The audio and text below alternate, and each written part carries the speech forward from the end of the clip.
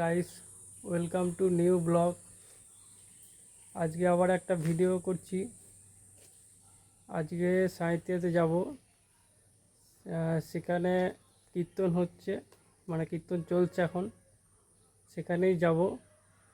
চলো যাওয়া যাক।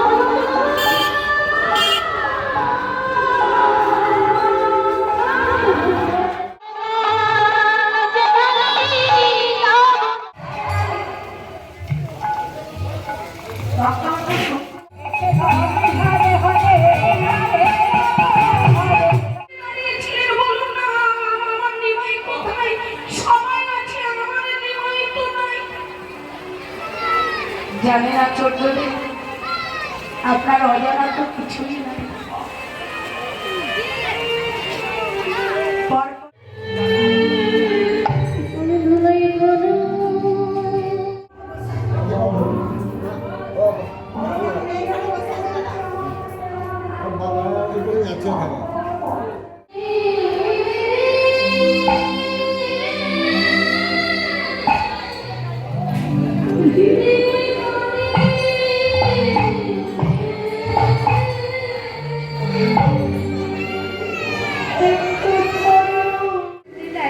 প্রবেশ করবে তখন বৃন্দাবনের পক্ষীগণ ও গাভীগণ প্রভুকে উদ্দেশ্য করে বলবে, প্রভু আপনি তো চলে যাচ্ছেন, তাহলে আমাদের কি হবে? আপনাকে ছাড়া তো আমরা থাকতে পারবো না। তখন নবদ্বীপের পক্ষীগণ উদ্দেশ্য করে বলবে, তোমরাও যাবে আমার সাথে নদিয়ায় পক্ষী কুলে, এবং তোমাদের মৃত্যুর পর যে মাটি তৈরি হবে সেই মাটিতে তৈরি হবে আমার মৃদাঙ্গের অঙ্গ। তখন গাভীগণ বললে, তাহলে আমাদের কি হবে? তোমরাও নদিয়ায় গাভীকুলে জন্ম নেবে, এবং তোমাদের মৃত্যুর পর ওই দেহের চামড়া দিয়ে তৈরি হবে আমার মৃদাঙ্গের ছাউনি, এবং যেখানে যেখানে নাম কীর্তন হবে সেখানে আমার এই মৃদঙ্গ বা শ্রীখোল উপস্থিত থাকবে। সেদিন থেকে আমার এই মৃদঙ্গ বা শ্রীখোল সৃষ্টি হয়েছিল।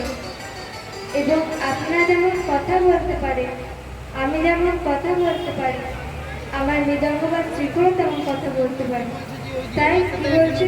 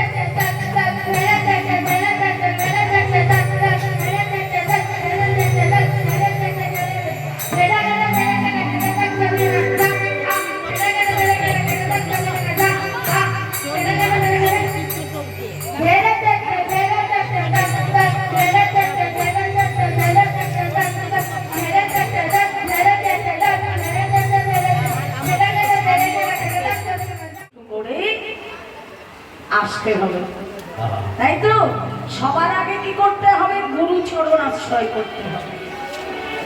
গুরুচরণ যখন আশ্রয় করা হলো বাবা, হ্যাঁ, গুরু মন্ত্র হয়ে যাবে। যদিও জানি এখানে প্রত্যেকের গুরুচরণ আশ্রয় হয়েছে, চলা তো গুরুচরণ আশ্রয় করলাম।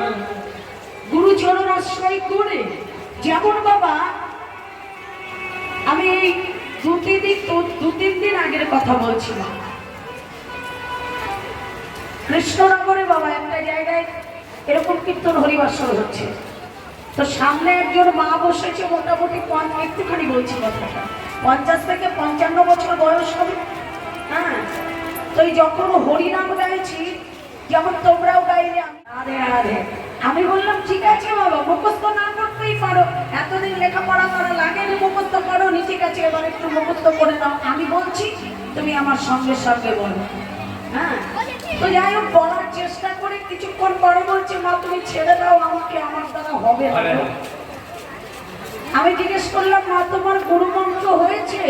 বলছে এক কথায়, আমার কথা শেষ হওয়ার আগেই বাবা হাত তুলে বলে দিল, আমারও সব ঝামেলা ভালো লাগে।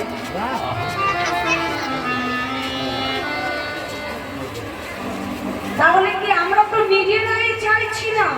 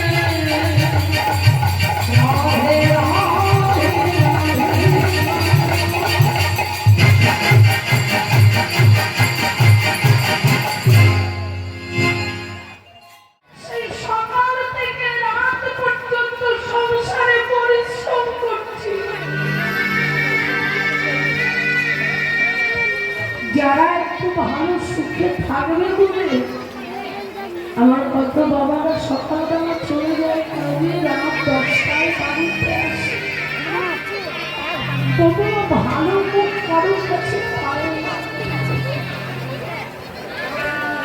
যারা ভালো থাকবে বলে এত কিছু করেছিল,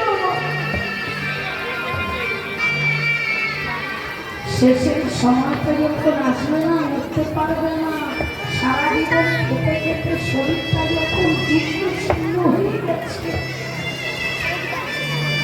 সেই ভালোবাসার মানুষগুলো তোমার কানের কাছে এসে বলবে তুমি মরতে পারো না। এত লোক পড়ে যায়, তোমার